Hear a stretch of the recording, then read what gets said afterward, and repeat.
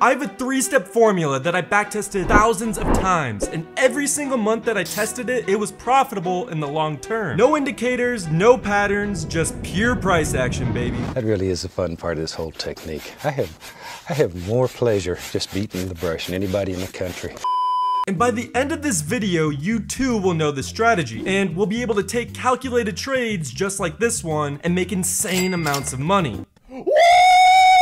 To jump right into it, the first step involves market structure. Now, this is arguably one of the most important steps, because if you even just slightly f this part up, it will ruin the whole strategy. Come on now, dawg.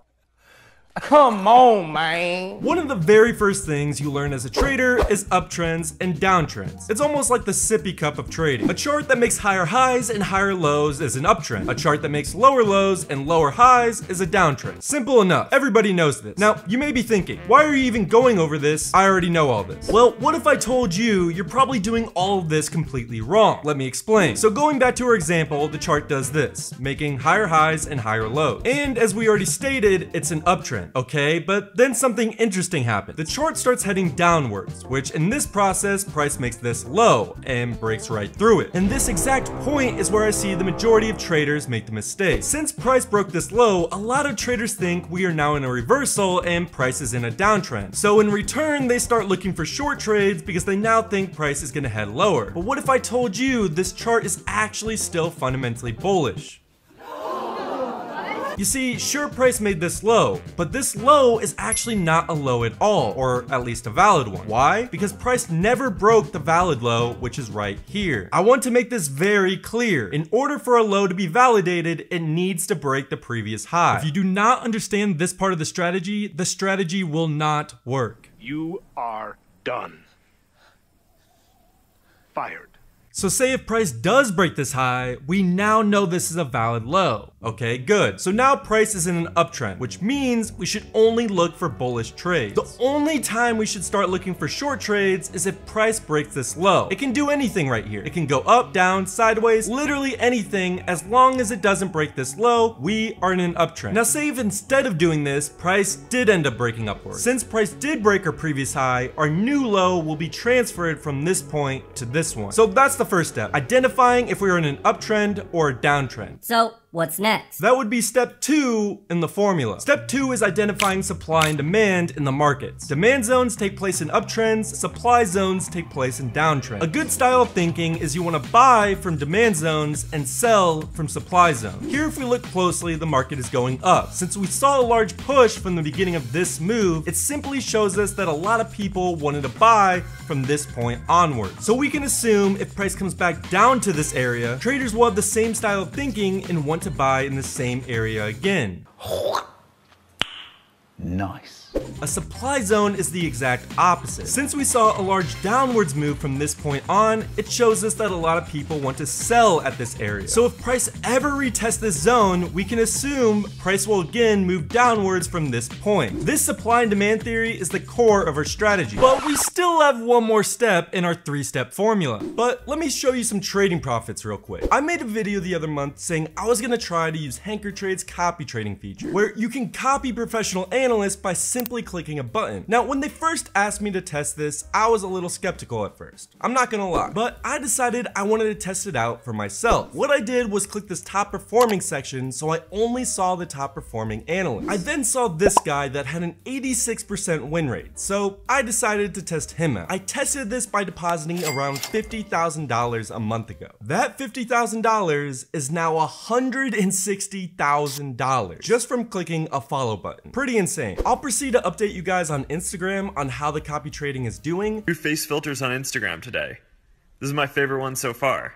Nice job, team. But in the meantime, if you want to test the copy trading feature too, I'll leave a link in the description so you can check it out. Okay, let's go back to the video to a real life example using the strategy I just taught you. So looking at a real chart, we see price moved upwards, came down, and then broke this previous high, which means we have higher highs and higher lows, meaning we're in an uptrend. Since we're in an uptrend, we only look for long trades. We do not look for any sell positions, as shorting in an uptrend is just silly. Since this this low broke the previous high, this is our valid low, and price will only be in a downtrend if it breaks this point. So now that we know we're in an uptrend, we want to look for demand zone opportunities. We can find our demand zones by finding an area of consolidation or a point where price moves sideways before having a sharp move upward. As you can see from this chart, we had some consolidation right here. The price shot straight up afterward. How I like to mark my demand zones is marking the candle right before the impulsive move. So grab your rectangle tool on the side, find the area of consolidation before the big move. Then mark from the low to the high of the previous candle before the big move. This is our area of demand. Again, we are not even considering areas of supply because we are in an uptrend.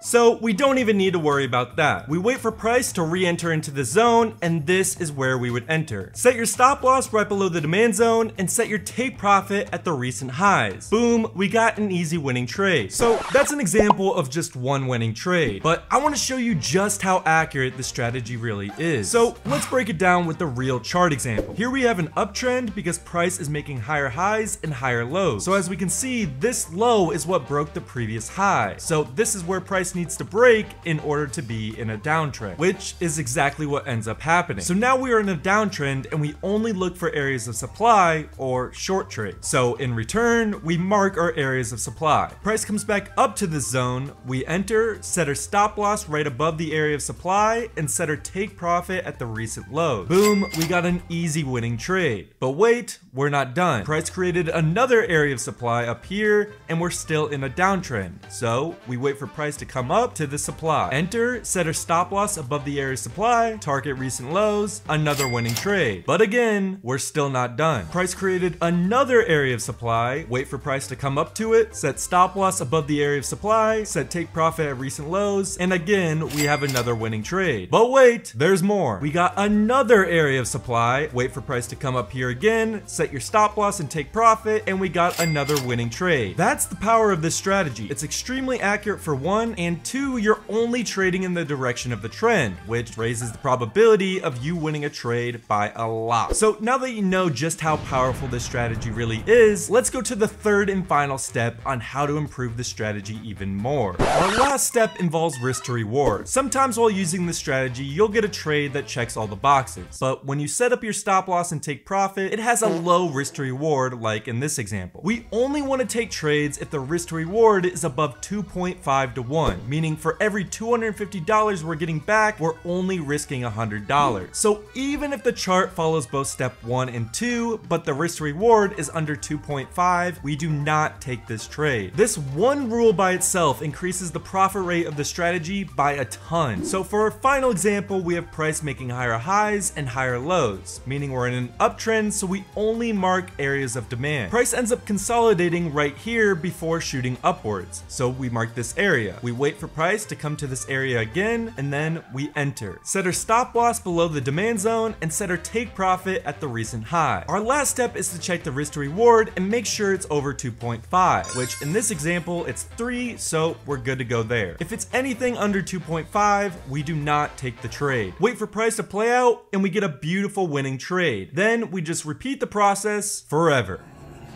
Ha ha ha ha ha ha!